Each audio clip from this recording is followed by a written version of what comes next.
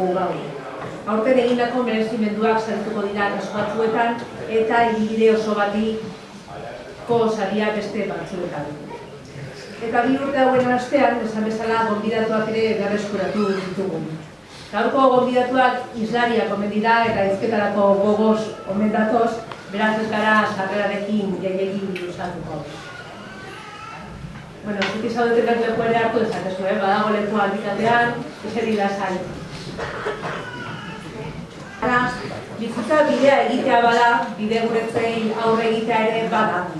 Bide berriak hartzea, bide batzuk itxi eta beste batzuek irekitzea. Bide gurutzeak aukera berriak dira sarri, baina bide gurutzeak izan daitezke beste zenbaitetan gure gurutze bide ere. Gure gonbidatuak ohituta daude bidea egitera, kilometroak eta kilometroak korrika. Eta une batean bide gurutzean ere aurkitu dute haien burua. Inork espero eta desio ez, baina bidea eteten dute bide gurutze batean aurkitu dute haien buruan. Amildegi ere pentsa dezake norbaitek. Baina bideak bilatzen, aurkitzen eta oztopoak oztopo jarraitzen dute beste gorputz batzuetatik, beste asmo eta go batzuekin, baina bidea egiten. Mikel Izarralde duela ia 5 urte mendian korrika zebilela bikoitza ikusi zuen bat-batean. Hainbat probaren ostean esklerosi anizkoitza diagnostikatu zioten.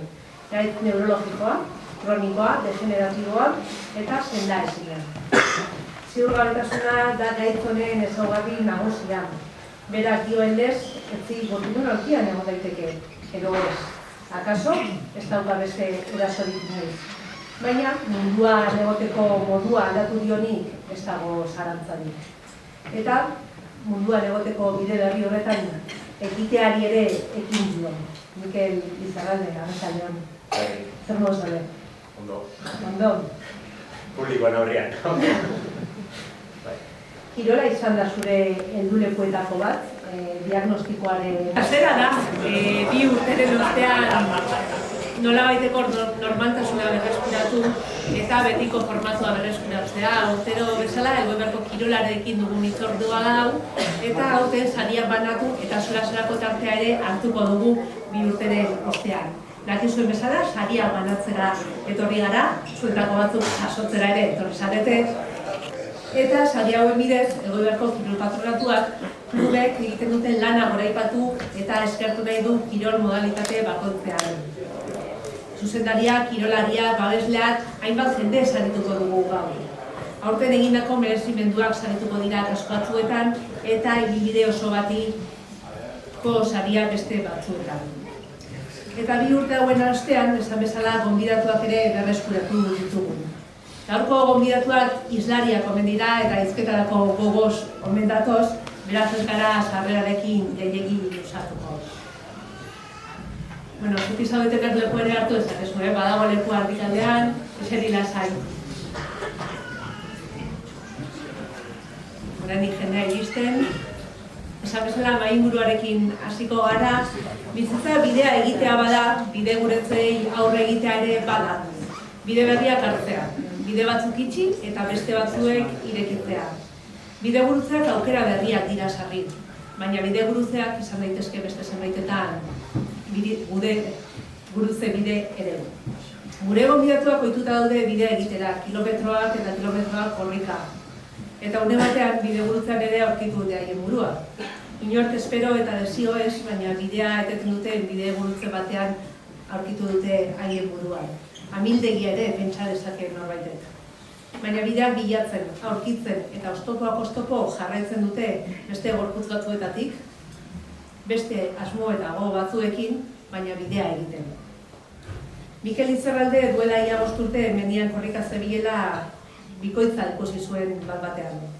Hainbat probaren ostean esklerosi anizkoitza diagnostikatu zioten. Gaitz neurologikoa, kronikoa, degeneratiboa eta sendaezina. Ziurgabetasuna da gaitz honen ezaugarri nagusia. Berak dioen lez, etzi gortinuralkian egon daiteke, edo ez. Akaso, ez dauka beste erasorik nahi. Baina munduan egoteko modua aldatu dionik ez dago zarantzarik. Eta munduan egoteko bide berri horretan ekiteari ere ekin dio. Mikel Izarralde, arratsaldeon. Zer modu zaude? Ondo. Ondo. Publikoan aurrean. Kirola izan da zure heldulekuetako bat, diagnostikoaren ostean.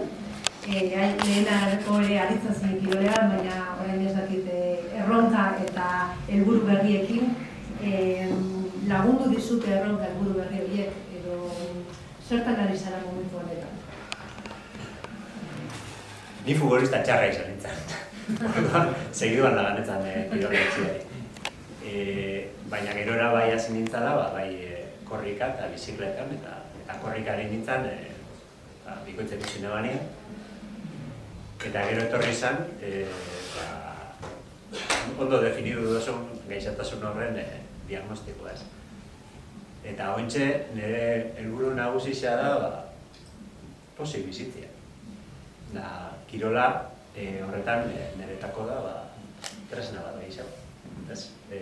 Inguruan dakaten jendiaz gain, kirolak be laguntzen dozta, batzuetan igual oxigeno faltak ekartzen dutzu gero ideia horiek etortzen dira zela, baina lagungarri tresna bat da, niretako. Baina bestelako erronkak, eta erronka esain ezenean probez ere ari naiz, jarri dizkio zuzue buruari ez, azken urte hauetan, eta horiei begira ari zara lanean. Bai, 2018 izan diagnostika hauzesten, gaitza, hasieran Damaseko bajoia izan zen, eta hortik urte betera inaban Segama Aizkorri. Demorian negargarri hau ebisa baino motel lau, baina nagarmen. Baina nik ez neban sinisten, hori etxeko gara izango nintzanik, sarreran, irteran egongo nintzanik neban pentsatzen ez. Eta gero erabe beste proba batzuk etorri dira, eta horrengoz gaitzak, utzi dozta, hori eitzen, ia horan jarraitzen da. Kirola izan da helduleku bat, baina divulgazioa beste bat. Diagnostikoaren ostean zure proiektu gakoetako bat nire referenteak izan zen. Bertan dagoen bideo elkarrizketa bideo dituzu, bizitzan kolperen bai jasoarren buelta emateko gai izan diren pertsonak elkarrizketatu dituzu, zuretzako referenteak zirenak. Zer izan da proiektu hori zuretzako? Beti esaten dut proiektu berekoi bat izan zala. Azkenian nahi izan neban ezagutzia, beste pertsona batzuk bizitzako kolpiei zelan aurre eitzen zentzen, ez? Holan heldu nintzen Ibonen gana eta Usoan gana, Iborren gana ere bai, gainera egun berdinean elkarrezketatu zintzuzte da, zure bisok, gero publikago ez, baina azkenian izan zen modu bat, ikusteko, beste batzuk zelan egin dabe, ez? Azkenian nik garbi dakatena, hortzen dago. Baina bizitza normalena da kolpia jasotzia. Aztu itxet jaku, nik ez dut horren apologia izan nahi nuke bixar bertan gaitza sendatzeko botikia aterako balute, holan lehenena jarreko nintzen. Baina azkenian ikustia beste batzuk zelan itzen duten, nik be jakiteko zelan erantzun, ez? Egunen batian kolpe gogorra etortzen danean, etortzen bada, preste egoteko, prestatu gago egoteko. Esan duzu, tartean elkarrizketatu zenituen, hainbat pertsona, eta horien artean, Ibon eta Usoa ere bai, Usoa irigoien getariarra da, mendian korrika ibiltzeagatik egin zen ezaguna, lasterketa asko irabazi eta euskal selekzioarekin ere aritu zen 3 urtez. Elikadura jokabidearen nahaste batek eraman zuen Usoa, ondoren zapatillak utzi eta traineroa esartzera ongietorri eta eskerrik asko Usoa. Eskerrik asko nahi. Kolpeak aipatu ditu Mikele, kolpeak jaso dituzten pertsonak elkarrizketatu ditu, tartean zu, korrika egitzen zinen garai horretan, zer montzo orain? Baina urdurik pixkaten egin da horrean. Azkenian ez da behin baino gehiagotan kontagoetan ere bizipena ez, beti moitzizkizu barruak. Eta hitza jartzia, Mikeleire elkarrizketa hartan esan genion, kostatzen da ez. Baina behin hitza jarritakoan egia da, askatu itezala, eta terapia moduko da dela.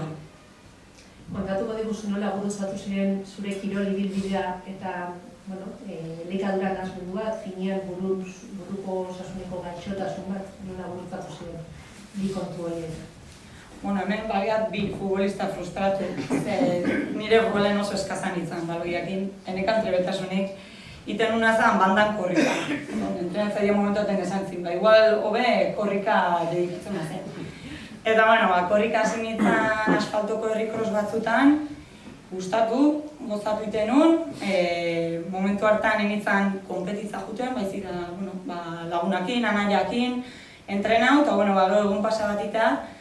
Baina, bueno, ikusi nun, zenbat gehiago entrenatu, enitzen hain gaizki moldatzen korrika, eta hasi nintzen, nire burui helburu batzu jartzen, erronkatzu jartzen, behobia, eta, bueno, distantzi pixka luzatzen, eta ikusten nun irabazitzen nula, ez? Eta irabazten hasi nintzanean, bueno, pixka lotu nun, Mikele izan egon zela, ekuazio arriskutsu bat. Zenbat da argala hon, askarroiten nun korrika, askarroiten manun korrika irabazitzen nun. Sartu nintzen ja, ziklo hortan, eta ja gaixo neon, nik esan nuke momentu hortan. Eta etorri zen Euskal Selekzioko deia. Horren aurretik inun mendi lasterketatzuk initun, maia eman nun, eta selekzioan deia etorri zen, baina ni ordurako gaixo neon. Gaixo neon, ez da ni kontziente enitzan da, enun aitortzen, oindala urte gutxi arte ez. Nola konturatu zinen gaixo zentera ez, korrikak zinen, ondo, zure ustez argalduta azkarrako ingo zenuen korrika, baina hor momenturen baten ezetzkoarekin ingo zenuen topo, ezta? Bai, 2015 izango zen, ordura arte, banekan reserva bat ez, aurreko urtetako bai kiluak edo esango nuke almazena betetan ekada. Baina alako palizak ematen izkio nire buruai, momentu batean enun behar nuna aina jaten, kilometraje pilatzen ditun, eta ondorioz iritsi nintzen momentu batean, ja ez gantz, ez muskulu, eta eragintzin ez urreta. Hor fraktura por estres bat eukin pubisen, garbi esan zien, zala enulako jaten, eta gelditu inbar mitzala, ze kriston kalte iten egitzala.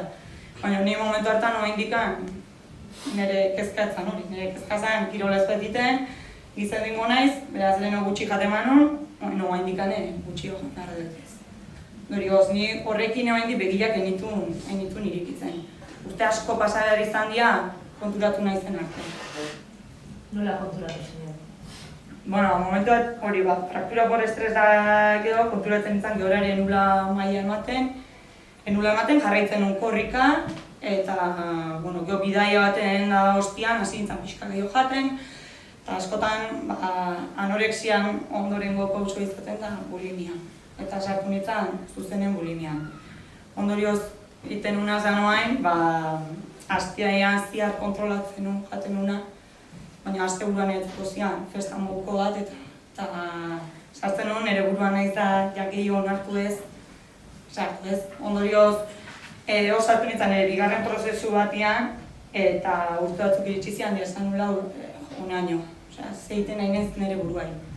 Eta mendiakin, esan nun, jazta, mendia da erruduna. Ni mendia momentaten lotu nun, nik bizitzen nahi nintzen horren, erruduna. Norbaitek kulpa bota ber, enun esango gaixo neola, enun esango nire errua zanik.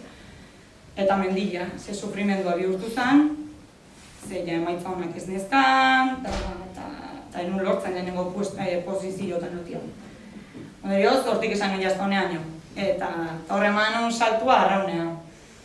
Bizitza guzti nahi eta horre beti arrauna, getai arra izan da, baina ni inoiz ez, eta esan duen, arraunean igualdatza. Izan daiteke, kirol individual batetin etorren, azkenen hasiera baten ilusio egitez izuna favoriten artean hautia momentaten presioa zen, ni nire buruei jartzen niona, inoizen ez presion autua sentitu inundik, baina momentu hortan ere izenakin, esan honi behar dut, anonimotasuna, talde baten, ez edo ez. Eta hor dia Zumaian hasi nintzen arraunean, orduan ja nintzen usoa, baizik da nintzen telmodem. Ondorioz hor pixkat tarte neon, eta ane gertatu zitzaiten, hor 14 jokatzeue, traineruan, eta dano nahi dugu horko parte izan, tripulaziokoa. Eta, nutrizionista bat genekan, tarek dieta pertsonalizatua jartzen hasi zitzaigunen, esan zuen ez jate genuen, ni hor sentitu nintzen, abezeiteten nik hemen papel honen aurrian. Eta lehenengo aldiz, egia jarri nun, eta Eta horrengo egunean ja nutrizionistan dei etorritan, Santzi zurekin hitzein nahi dut. Eta hortik izan zen, momentu hortan, 10 urteko isilunian ondoren berekin ustu nintzen. Kontatu nion dana, azken finean, ematen du ez, zerbait kontrakotasun hori zaitzula inbeste urtean isilik ondago baten dana kontatu. Baina izan zen, hasi eta gana ustutzia ez. Eta beak esatia, bakizu, hor trainerun lekua behar baezu. Eta traineruaz aparte, bizitza bizi nahi baezu, laguntza gara ezu.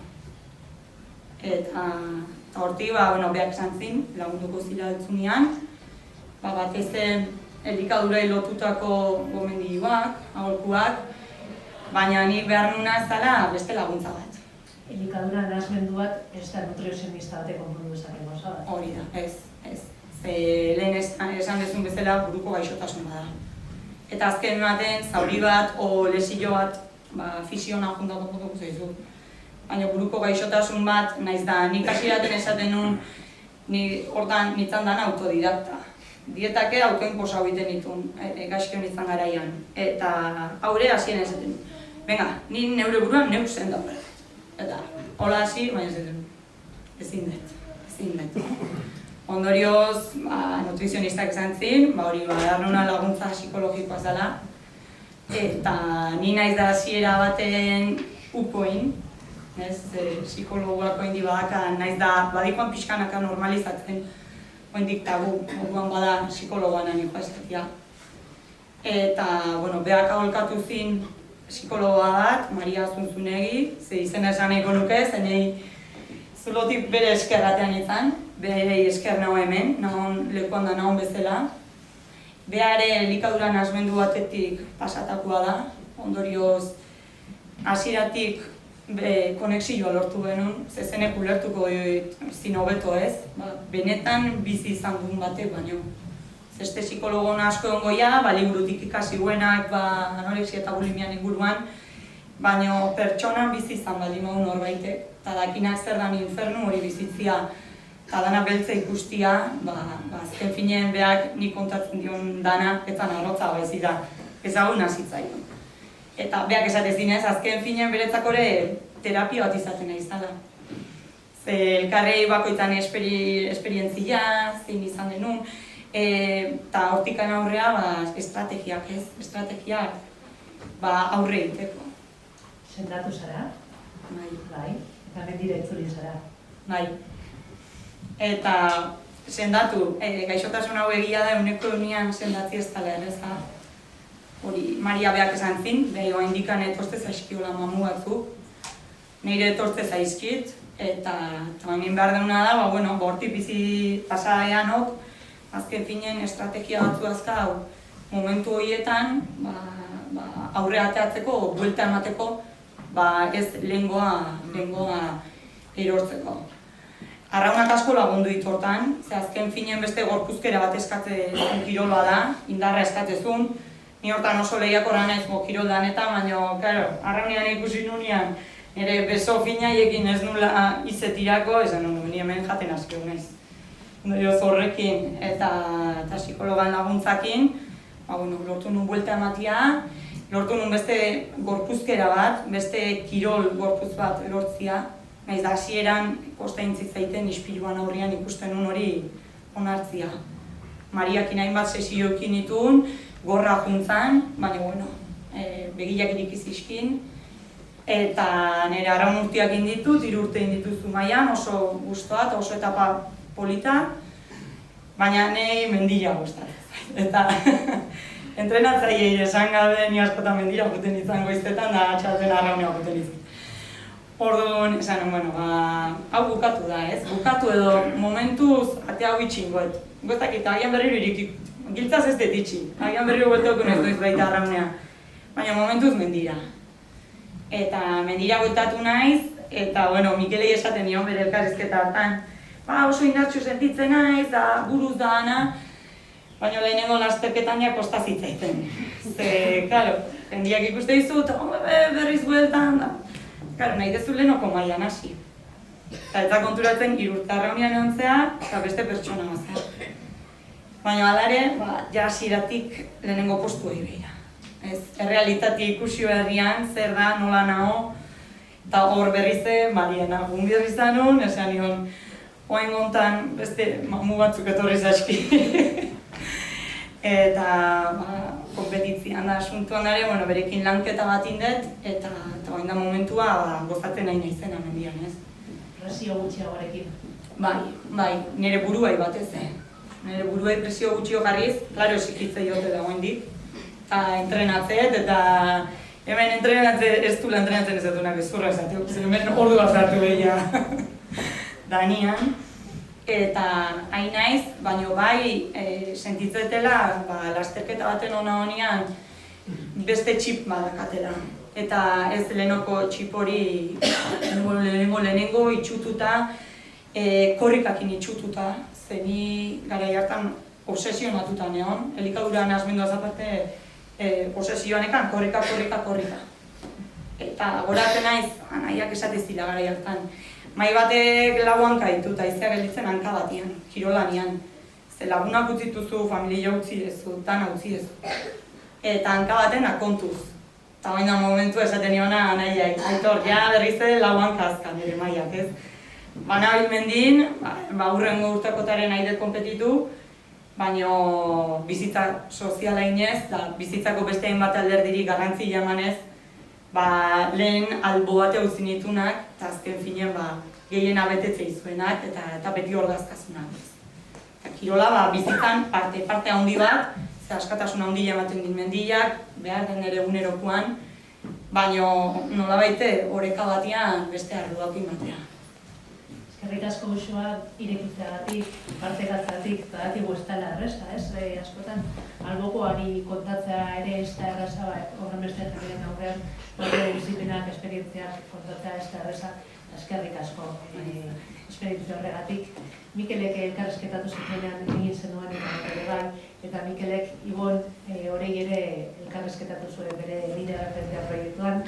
Ibon makinerra da, zarautzen bizi dena, disiplina askotan dominak dituen distantzia luzeko triatleta, 2014an Hawaiiko Ironmanerako sailkatza ere lortu zuen, surf zalea eta gorputz hezkuntzako irakaslea. Ibonek hanka bat galdu zuen duela urteri auto batek jota. Jokin Lagurarekin Zumaia eta Getari arteko errepidean entrenatzen ari zela. Ibon, eskerrik asko gaur gurekin hemen izateagatik, etorri. Bi urte pasa dira, ez da asko, bi urte ez da denbora asko, nola eta zein puntutan zaudun nahi? Nik ez da dute buelta ematen hasina zela kostxu bat. Egoeriai. Egun danak ez di bardinak izaten egizan. Baina bizi barrire oitzen hasina zela pentzen dut apur bat, ez?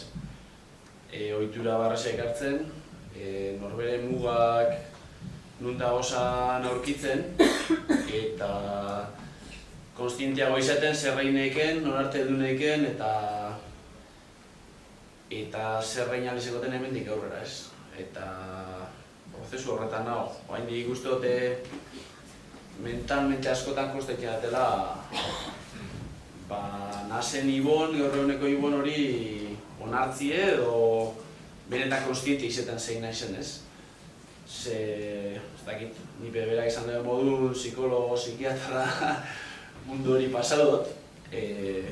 Uste dut badagoela osakidetza mailan hobetzeko behar bat alde horretatik. Ni bai entzun dut istripu importantik egoten nien, badirez familiarrei eta laguntza psikologiko emoten jakela azkar baten. Nire kasu niri inok ez duzten eskaini. Eta hilabete pasa ospitalien inde gero etxera bueltetan zaren horra agertzen da benetako realitatea zein dan, ez? Lehen eskilarak igote zen duzan moduen, baina zara gai eskilarak igoteko. Desorekatutu zauz guztiz, hanka bat mostean belaletik gora batez, asko aldatzen da oreka, asko aldatzen da gorputzaren ezagutza eta lehenukiosun ordena, ez, gorputzarena. Eta dana zailtzen da, lehen lau eskilare igoti txorrada bat bazan, gaur egunin zailtasun handiz edeko zuz, edo goetik altzatzie lehena komunera juteko gabaz, junbizinen nien, gaur egunin muletak topo biozuz, iluntasunin ibili izan, hasiera baten ez nintzen gai, adibidez, alpeixe lehortzeko dutxo eta gero erorik gabe, eserin nintzen. Gorputzak ez dagoelako oreka hori berdin mantentzen, ez? Eta hor, egun asko di oso gogorra dienak. Ez dut abetetzen, nahi zu aurrera baina ezintasun horrei aurreitie gatxaitzen da, ez? Horretan, egiz esan lagune familizik piloa laguntzen dau, eredugarri bitxuaz lagunek, ez? Ni lehena oso kirolari zen nintzen, biseketan asko biltzen nintzen, korrek asko itxen eban, faltan gehixen botatzen duten adibidez da korreka itxie. Batez be euraldi txarretzen da benin, lehen mendire joten eban, o beste gauza da gaur egin euraldi txarra da benin, oin eskalin eitxi be gatxa bitzen da askotan, orduan baina, bueno, alegin naz, korreka intentagot, kristok garriko minekin ibiltzen az, orduen itxi biharrak giot eta oitxunaz eta kontudutunaz, badibidez korrekin bali bizileikela. Beste sozekin konpensetan alegintzen az, ez? Naiz eta batzutan gogorra itzen da. Baina bai, nesatena modun ez, nik uste dut errigorra dela, ezinbesteku nahiko nuke bera zein ez, bat alde horretatik aspektu psikologiko ez.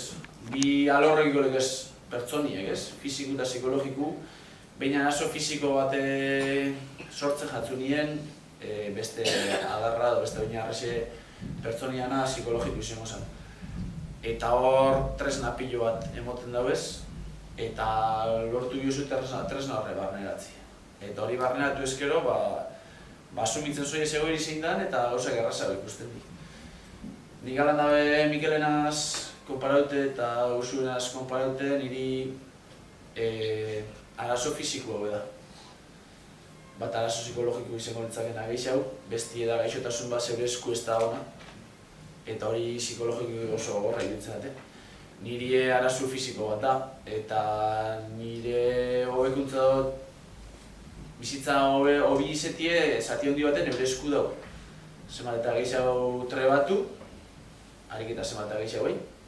Harik eta ordena noiek eta gorputzen percepzioa hobetu, orduan eta bizikalitate hobiekin eike. Beste batzutan gaixotasunez eure esku ez da honin aurrera joan naden edo ez, aspektu psikologiku, niretzako kriston interra doik orduan, neuk jakingo zer dan gogorra bat edo beste askotan eure buruari motzaz holako bueltak ez. Eta orduan uste dut horreka hori mantentzi dela zailena. Orduan, bidien goiez, ia bizikalitate hobi lortzen dago ez, aurrera joan da. Esan duzu kirolean gorputza eta burua biak direla garrantzitsuak, zure kasuan istripuaren ondorioz buruare bai, baina lehen itxuramentzat fisikoa da mugatu zaizuna. Edozein jentzako izan behar da zaila, ez? Rutinak aldatzea, zuk esan duzu eguneko rutina guztietan, igartzen duzula, lau eskilare gotzerako nire bai, baina ere gehiago kirola bere bizitzak erdigunean dagoen pertsona batentzat. Zure kasuan afizioa, baina baita ofizioa ere, kirolaren bueltakoa da, hori guzti hori berri egituratu behar izan duzu, zure bizitza oso antolamendu hori? Bai, hasieran itxatzune gogorra da, zeure imagen korporala hori onartzen jutie. Ez dakit, nik oso kirolari zen nintzen, internetan banean apurua normalen emaitza hona lortzen ebazan, gustora zen ozan, horrek bizitza guzi holan ezagutu gauzu zeure burue, ezintasun horrek asko baldintzatzen zaitu. Gero heziketa fisiko irakasle nintzen bigarren hezkuntzan, bajan egon nintzen urte eta erdi horretan ezintasuna lortu bitxarte ez, invalidezan pronostiko emon arte, invalidez total bat eman doztien, horren nahi ban esati heziketa fisikoko irakasle moduen ezin egala lanik egin. Hor etorrezan beste golpe handi bat, naiz eta egiz izan psikologiko nintzen aurkitzen. Hogei gazteren aurrien agertzeko, erortzeko bildur batekin, trebetasun lokomotore oki batekin, edozein momentan zenken bilurre ezintasun baten aurrien batez be oserba izetako ez, edo ze esango dagoena, ez danak ezadozten, behitzen dut zuen nien, behitzen dut zuen, admirazio edo miresmen punto bateaz, ez, baina norberan norbere buru oso barrenatut ekibide hori zein dan, hori dana aurrera ondo eruteko ez. Orduan, neurek emondoztienin, Imalidez total hori, golpe handi bat etorri zen, zen ni urte eta erdi horretan egon nintzen delegaziora, hezkuntza publiko nintzen lan, delegaziora idazten, zein zen nire egoera, ze aukera goleiken eta ez neban erantzuni jaso.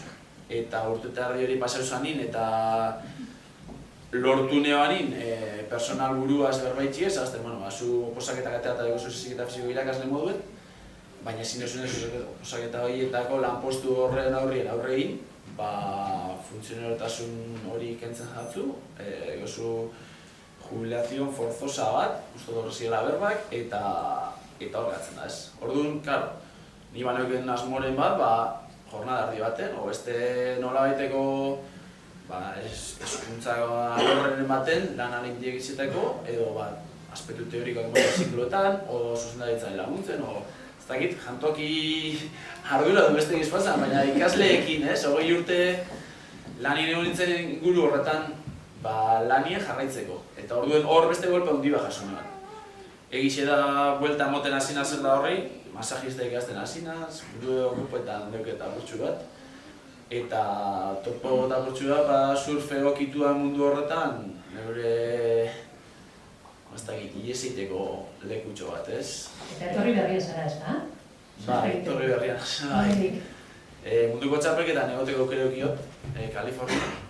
Eta, sorpresaz hasi nintzen, lagun batek utzetako tabla batzukin lehen zutik egiten eban surfa, alegintzen nintzen surfetan. Eta hori belaunik egin behar dut, surfe okituan modalidade asko dagoz, eta arbitraje bat pasatu behar duzu horretarako, zu deukezun ezintasunan arabera, izak mediko batzuk bialtzen ditu, eta deukezun ezintasunan arabera kategorizatzen zaitu ze kategoriatan nintzen surfa, ez? Ni belauniko egiten dut, belaun bat apoio dut eta beste asko apoio dut, eta kategoria horretan, apunta nintzen lagun baten bitartez, jungoaz gara, jungo animokoa, Espainiako txapelketara eta junta irabazi bat. Eta laugarren postua lortzeko aukera ekiot, horre nintzen ia bukaera arte bigarren postu horretan ametzetan, baina, 30 segundu faltan, gauzak kursatu ziren, laugarren gatu nintzen, baina oso pozik nago, egizan. Da oso pozik nago bizial izan dudalako, 12 egun honetan ezintasun fisikoa batez be, daukan jentiakin. Lotan egon naiz, hobe berdinean zilean dagoen mutil batekin, logelan neukan beste bat, ondartzala salto egin da zilean geditu den beste mutil bat, itxuekin flipatu indot, zelako gauzak automatiteko derrepente hartzen dugu ez limite guztiz ezen aldien, da beste eta oain digatea ditzitzen, se enciendo la luz, eta 6 egun da gero, Andres egizaten digo, Andres, estás sin luz, te enciendo la luz, me da igual, a mí me da igual, que no lo veo. Orduan, konturatzen az, zelan ondino mugasko dugu zan eta ikasteko piloa dugu. Eta daukie bizikoz bat, increíble, increíble, askotan esaten egan, honek baina askoz bogotan hau ni. Beti alderdi positibo hori hartzen dozu ez, eta... ilusio dut etorrenaz, proiektu batekin abilor, lortzen dodan... Zanotzen surfe egokiturutz jente gehiago bideratzi, batez be gaztetxuek, ze badago jente asko, adibidez zilan dago jente asko, beste kirol askokin harremana ez da nahi erreza. Adibidez zilan dago mutiko bat futboli jolasteko zaitasun asko kilek ez, saskibaloia badago zilan, baina surfe okituak, adibidez etzan da juteko aukera matotzi eskokin kolpeta, etzan da juteko aukera, hori batzu daz, disfruteko lekena pilo bat. Bai inguru bizi baten, ez beste batzuen hainbesteko begiria dapin, hainbesteko menpekotasun baten taldeko hori, baina bai inguru beste jente bategaz.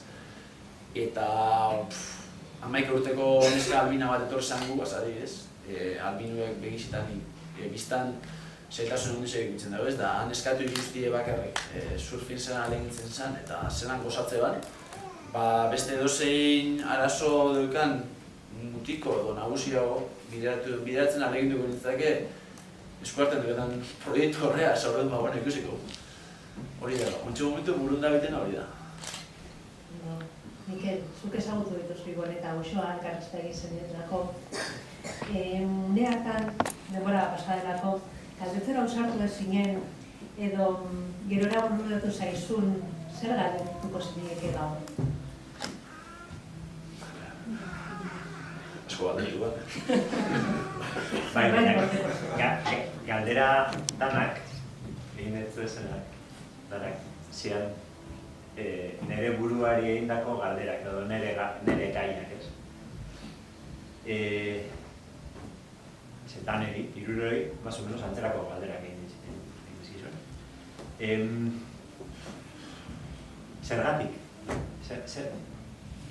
Zergatik kontatu zuen historiak? Ni nire erantzuna badokat, nirea badokat, baina zergatik kontatu.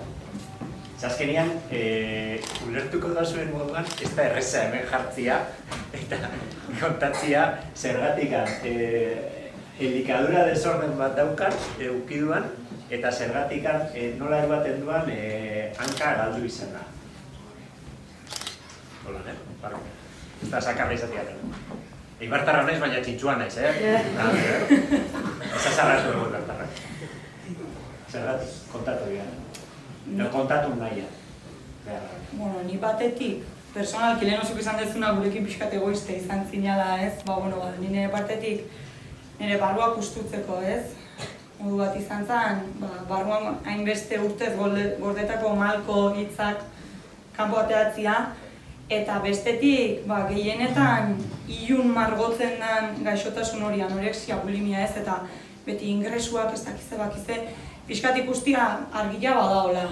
Eta ikusti ez dela hor bukatzen mundua, baizik da posible dela zu lortatik ateatzia, laguntza eskatu behar dela, laguntza onartu behar dela, nahiz eta hasieran nilen esan bezala koste egiten den, eta esatia badaola bizitzak beste aukera bat emate izula, ez? Eta ondorioz ikusteko jende horrei, ni bizi izan detena bizitzen ari dana, o arriskuan da ona, o beste batzui asko idatzi zien geho, ez? Eskerrik asko, ni bizitzen ari nintzen, baina zuk hitza jarri jozunean oso identifikauta sentitu nahi zure elkarrizketan esan txuzunakin, eta nik egin dut pausu hori eta psikologoan apuneiz, ez? Orduan, holako ahotsak entzute dituzunean inguruan, ez? Lagungarria izan den zure esperientzioi kontatzi esatezu honek badio, ez? Eta hor ikustezu dala azken finen, zuk bizi izan dezun hori, beste pertsona batzui, zure bizipen horietatik laguntzeko. Eta ez zure bizipen horiek kontatu, jendeak zateko zerpena, hori pasaltzaizu, nik eta jarra nahi, eta herri txikila da. Baina holako bat kontatezunen da bombazo herrian. Nahiz da jendeak espero zunez, ikuste desizun bezala, eta gorputzez nola neon. Baina kontatezunen, dana da, hori sufritu ez dut, ez dakiz ez. Sortzen da morbori, ez, gai morbosua azkenian. Baina morboi kenduta, batez hori, bizitzen nahi dian horiei, esperantza hor dagoela, eta ateatzea dagoela ez, berdatik. Nik nahiko nuke jenti baloretie deukena. Osasuna guzti dela persona baten deukanik aberaztasunik handizina. Eta daukegunin ez garela konturatzen zemateko garrantzitze deuken horrek. Katarro bateaz faziote duten bada, hori baino gora odoien istripu bat, o ezintasun bat deukesunin gauzak asko aldatzen di, asko konpliketan di. Eta nahiko nuke jenti baloreti, zelak ondo dagoen askotan, normal gagozenien. Orduan, kontatze horrek, heltzen da momentu batzutan ja, lehen komentan ebaren modun gehu, mahi buelta baten, heltzen da momentu bat, igual ja, kontatu osule nahiko sentitzen dozule batzutan, baina igual jakin egin bida, nos nahi osun kontata nos ez, eta zeuk erabaki hori hartu, ondo sentitzen zarenik. Ze alde batetik bera esan duen modun, barruk askatzeko balixo dau eta pake puntu batea sentitzen zara, Baina beti be norbera nahi da hori edo norbera gogu daikenin, ez? Eta gero, adibidez nire gogeran nahiko neko isi, ez? Genti balora daizela zelako ondo gagozan, normaltasun baten barrun gagozenin, eta zelako importantzia nizien mototzen askotan txikitasun askori, ez? Eta batez be ondo sentitzie personi osasuntzu hortik horako aberastasun ondizio horik ez da hola. Hoxe egiten dago nire konturatu izan. Bakoitzak bere burua irakurri ikusi, eta esan, ostras, igual, pentsa baino hobeto nago, ez? Mikelek eukidu aukera zuen galderak egiteko, entortu duen moduan zuen handik elikatzeko ere bai, bere erantzunak bilatzeko, zer galdetuko zen diote zuen Mikeli? Ni piloa gauzo bitutxuaz galdetzeko. Ezakintasun asko da holako, askotan gaixotasun askori buruz, ez? Asko entzuten da, egiten da ETV maratoia, aurten egin da horri buruz. Egin da kantak egin die bestiek, baina adibidez lagun bat eukiot munduko txapelketa hortan helakin, eta itxu gelditzen dago mutilei.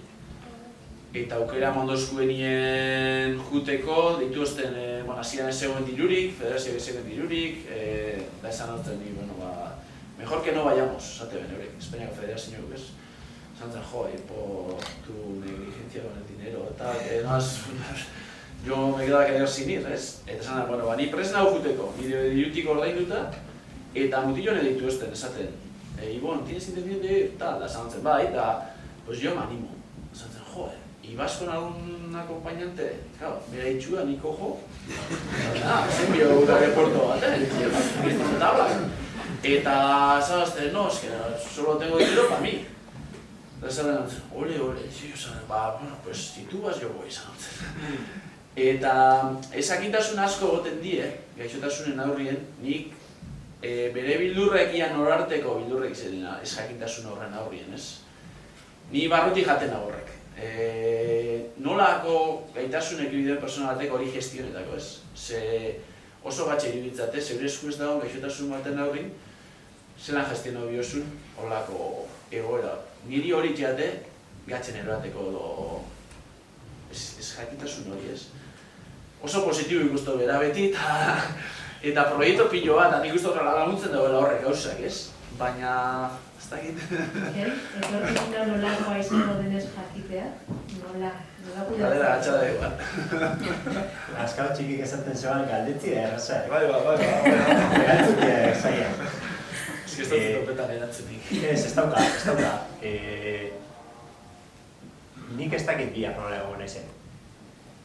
Baina inork ez dakit. Zuek ere ez. Inork ez dakigu bihar zer pasatuko da. Nik igual probabilidade gehiago dauzkat, nola esan igual, gurpildun aurkian jarraitzeko, ez amaitzeko, ezta? Gurpildun aurkian jarraitzeko. Edo igual txixa edo kaka ezingo diote utzi. Edo ez dakit. Horrek burua jaten du, asko. Pasadan hastian neurologakin txanda neukan, urteroko revisioa, eta esan zian, ni oso lasai joan, baina esan zestan, hiru mantxa berri azaldu diala. Ez ditut nabaritu, baina gaitza ez da gordo. Orduan, hau da hundirla flotan moduan, agua. Sorpresi hartu noa, zen oso ondo joan nintzen. Baina hori hor dago. Behin entzun deban, hau dela maratoi bat itxia bezala. Kontragizua, esklerosia dela, jarraituko dugu bere ritmo konstante horretan, aurrera. Zuzaiatu behar zerana da, bera baino pizkat harina joaten, eta cementeriora joatia, kanposantora joatia rokatzen denean, parian edo hortxe, aiatzen zaren, ez? Ez da erreza, baina ikastia beste alternatiborik, ez da? Orduan, batzuetan umore beltza aukitziak eta zure buruak inbarra itxiak, laguntzen dago.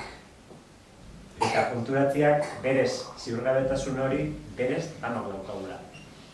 Estadistika punto baten nik aukera gixo, baina berez. Inok ez dakit bizar ze pasatuko da. Orduan, nik abezetan eramaten duten hemen eta orain bizi hortik handatu. Gaurko eguna. Gaurko eguna aprobetxatu beharrekoa, ze bizar ez dakigu ze pasatu. Orduan, pragmatikoa izatea tokatzen da, ni gaur ondo nago, eta bizar zetorreko lan, auskatu. Ez detzat emana gaixotasunaren ere bizitzan kontrola. Orduan, hor dago. 40 hartatik, eta gantxarra. Beste 29 saria, zora gara izan. Orduan, hostia, ze honbian ez, bakar txarro horrei behira? Ez. Ez jako tokatzen, ez dago hainbesteko meritorik egin, bakar txarro horrek. Beste danak oso nadia. Orduan, horrek egiten, ez? Gune hau herriko kirolaren topagunetan, herriko kirol erakunde publikoetako eta klubetako ordezkaria dauzkagu gurekin. Batzuk zen besteek badute gizarte bokazio bat eta zergatik ez ardura bat ere. Eta egongo dira herrian pertsona asko zure bezala, umeak, sinatuak, gorputzak edo buruak mugatzen diena lehiakorrak izatea kirolean. Eta sistemak aldentzen dituena, zenbaitetan kirol praktikatik. Nola lagundu dezakete erakundeek, klubek, pertsonen bizitzaren bide burutzen aurrean kirolaren bidea dezaten? Nik uste dut Iruñon kasuan kirola izan dela iesbide bat, tresna bat, hobeto aurkitzen, garbi. Eta ez dago inporta, irutxirruan izan, edo izan mendizan korrika, bizikletan edo taldeko kirol baten, ez? Kirolak laguntzen dau gorputza ondo egoten, eta gorputza ondo baldin badau burua hobeto egongo da. Orduan, nik tresna baten moduan ikusten dut. Lehiakortasunen pixkat mugak tokatu naz. Eta hori ni irakasle naiz adibidez, eta txikitatik landu beharreko bai kirol zaletasun hori bultza, baina baita ze balorekin, ez? Ze gaur egun zoritxarrez ikusten nahi geha futbol partidutan edo bestelako saskibaloi edo kirol partidutan zenbait gurasok edo ze jarrera duten, ez?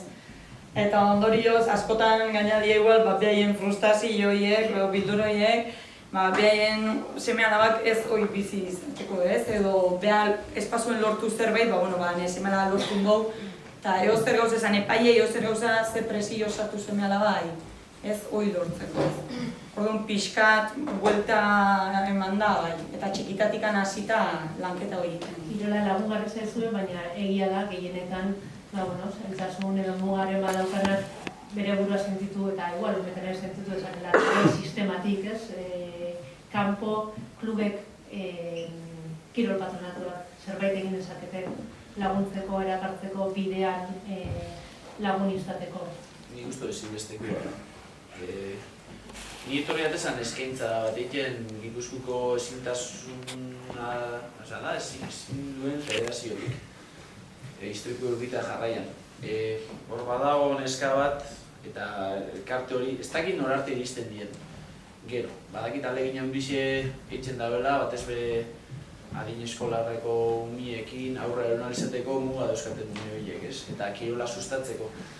Nik ustote frustrazioek ez asko gisa honditzeko pertsona horrei, ezinbesteko dela bereien inklusibidadi gizartin, ez? Eskolian implikazioen arabera, irakasleen implikazioen arabera, nahiko lortzen da askotan ume horrek taldien barneratzie, baina kirola mundu sartzen gainin, hainbesteko kompetitibidadi dago, ez da bat ere erraza. Hoxeetik, futbola guzteko dago, futbola bideratu biko zen, baina zaitasun asko zen dizio edaz. Zautzen du markinen mutiko bat, zemian klasi nebelako, arazuek eukezan, zilagan ibiltzen zen, eta futbolin eskinan jogatu, baina entrenadore pendi zen. Da talian parte sentitzen da, bera, ez? Hori da aspektu txikitxo bat. Berak etxe bat zen, zilako karrerak, ez da izan, jinkanak edo lako gitxe bat zen, hor bepilloak osatzean, baina elkarlanien beste batzuekin interazioen egiteko kirol asko horretan, muga hondizetek ez. Hoxeetxik, alegindu biko litzateke nik ustot txikitatipe, topetan, alternatiba egoki batzuk, aldanik eta medio berdintxuenetan parte hartu aldauenak horrek, eta ustot patronato, zein federazio, zein irakasle, eta zentru, eta entrenadore alegindu bidiela txikitatik. Alba hori itxen, eta batzutan ez da erresa. Baina, alegindu behar da dagoela uste du behitz. Eta hona dara beste danentzat. Anistasuna ikustia eta ikasiten dara, eta beste umiak, normalek, beste balore batzuk edukiko dituzten. Ze badakite bizitzan jende desberdina dagoela. Eta adaptatzeko eta ikasteko, eta nik uste gizarte hobia lortuko litzakela da. Luze segituko genuke, baina ordua gainera etorri zaigu, ezta Ramon? Batzutan ere galderei tarteari irekitzen diegu, baina uste dut galderetarako tarterik ez dugula izango. Eskerrik asko, besterik ezin dizuet esan, eskerrik asko zuen eskuzabaltasunagatik, zuen alena partekatzeagatik, interesgarri ez ezik iruditzen zaidalako baliagarri ere izango zaigula kontatu diguzuen guzti hau, bai maila individuala, baina baita maila kolektiboan ere bai. Eta zerbait, Mikel Zerralde, Ursula Yegoiet, eta Ibon Izarbegoa.